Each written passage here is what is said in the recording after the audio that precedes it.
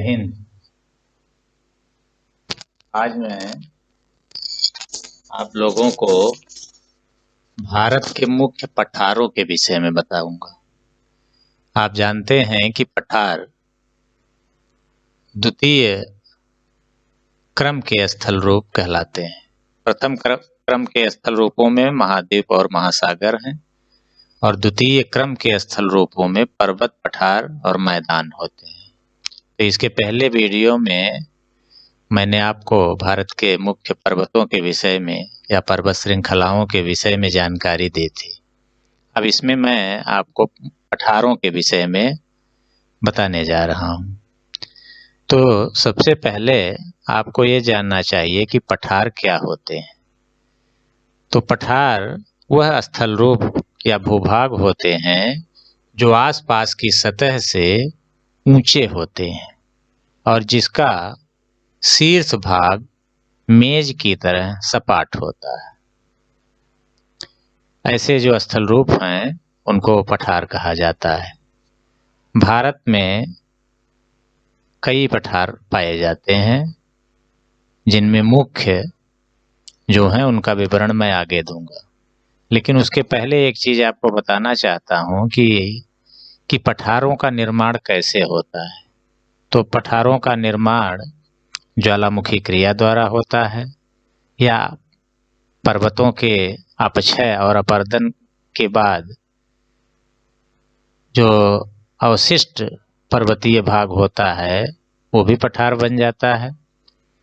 और इसी तरह से कई बार स्थल रूप में उत्थान हो जाता है आंतरिक भूगर्भिक हलचल के कारण, तो उसके कारण भी पठारों का निर्माण होता है। अब आप देखिए कि भारत के मुख्य पठार कौन कौन से हैं।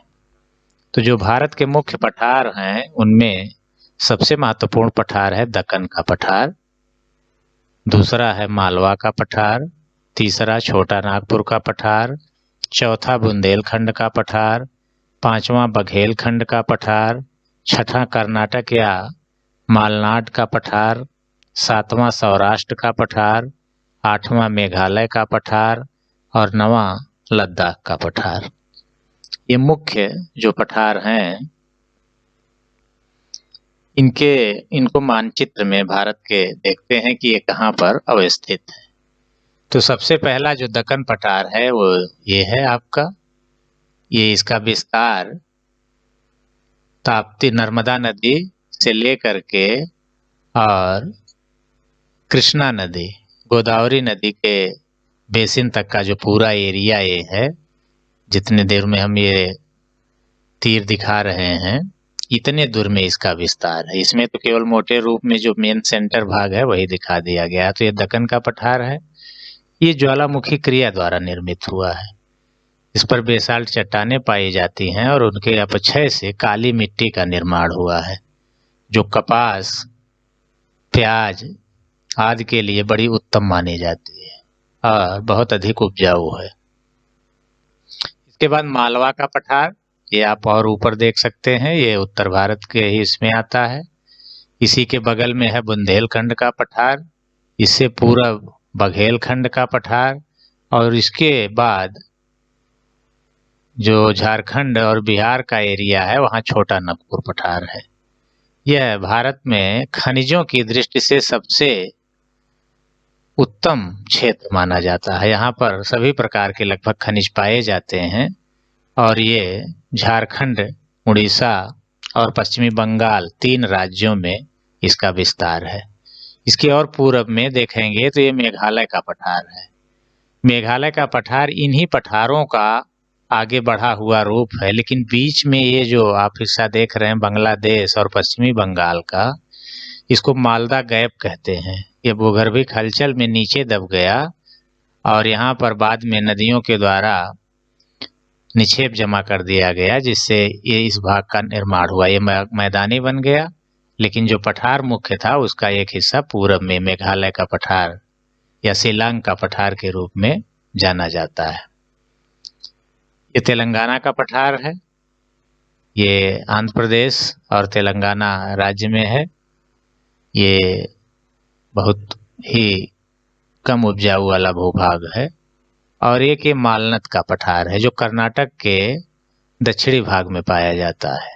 ये भी दक्षिण का महत्वपूर्ण पठार है।